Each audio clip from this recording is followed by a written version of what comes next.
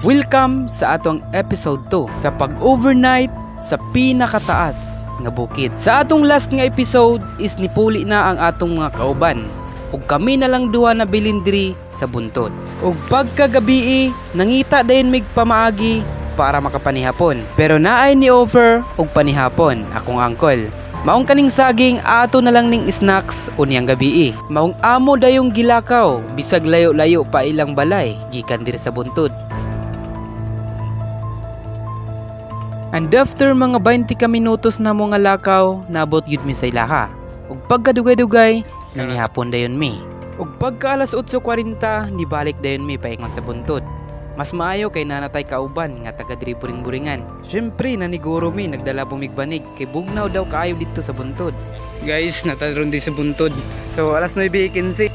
Ug amo na pod gibalik ug sit up ang among tent. Gikuha man ni namo ganiha. Yan. Medyo hangin-hangin na gyud. Ug pagkahuman na mog sit up sa among tent, nangita din may kahoy para maghaling kay bugnaw gid kay diri. Pero amo ra ning gipahinayan, dayon among gibantayan para makalikay ra pud mi sa sunog. So what's up guys? Update, alas 10 na ang atong oras. So wala pa ta sa tent ron, gahigda-higda na pa ta diri sa gawas. Itong gi-enjoy ang ka-peaceful sa lugar diri sa buring-buringan. Abi, kita kay diri ang mabinay. Ug naa pud ay nanguyog nato diri, mga batang buring-buringan. Ug gikuyugan pud ay tang janjan, taga diri ra pud ni siya sa buring-buringan. Mga alas 10 pa lang kapin, medyo hangin na. Diri ra tani batak tong suga kay para makuha nila nga nay tao di. Hangit. Sabi.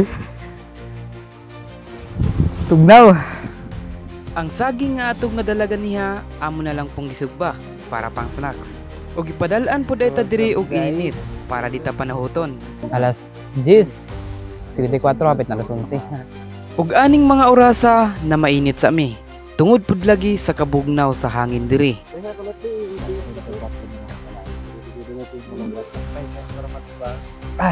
Tugnaw. Atong sinas gabi. Nang snacks pa mi kay gutom. Ug pag humagpamainit, nisulod na mi sa tent. So atong oras guys, alas 11:56 na.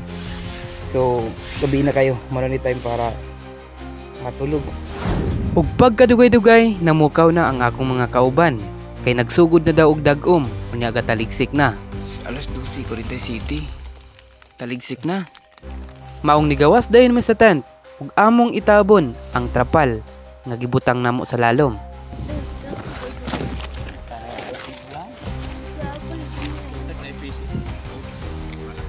Ug paghuman na mog tabon, nanulod naming tanan diri sa tent. Maong gatapok na mi diri. Sa ka tent, 5 makabuok. Mga tanong mo kung sa abong sitwasyon mo ni. Tulog mi diri. Pikas.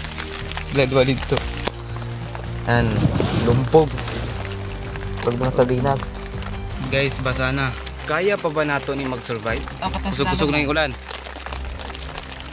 Ug pagkadugay-dugay, medyo nangusog na gid ang ulan. Unya nakasulod na diri sa amo ang tent. Maong nanggawas na pud mi para ipababaw ang banig nga nasa lalom.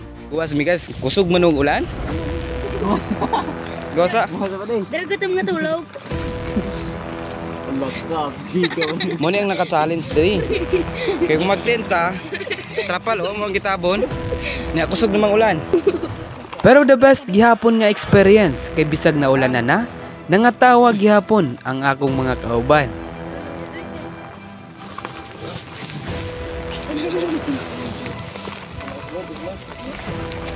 Sulod ri. Ibali ra, ibali.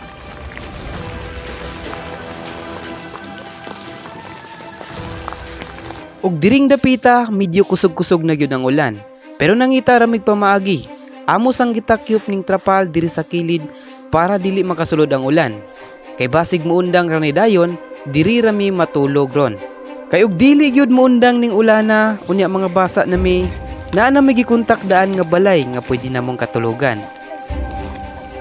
Diring dapita, nabasa na ang among tent. Pero amo ra ning hulaton ng ulan kay basig muundang ra ni dayon.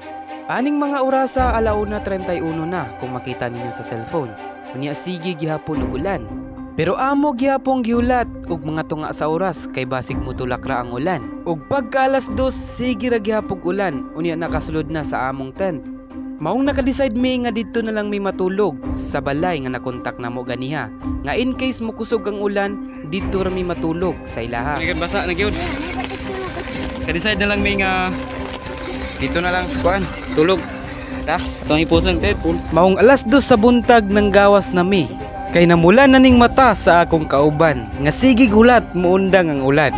Maong bisag na nga basa na migulan amos ang gihipos ang among tan ug gitabunan. Kay basig luparon sa hangin. Ug pagkahuman nagdali-dali dayon miglakaw. Kay didto na lang mi matulog sa balay sa akong kauban. Bisag na ulanan nami pero gi-enjoy gihapon sa atong mga kauban. Mga alas 3 na gyud sa kadlawon mi nakatulog. Sayo sa buntag ni balik dayon ko sa buntod para ipakita ninyo kung unsa katsada ang view diri sa buntag. Ug para pod hipuso na lang pod nato ang tent nga nabili nato gabi. Ug pag-abot na ako diri sa buntod, akong na-realize that after the rain, kung atong makita ang katsada sa view karon, it reminds us that struggle, challenges brings beauty. Hard times in our life don't last forever. Hope always follows. Thank you for watching. Be grateful.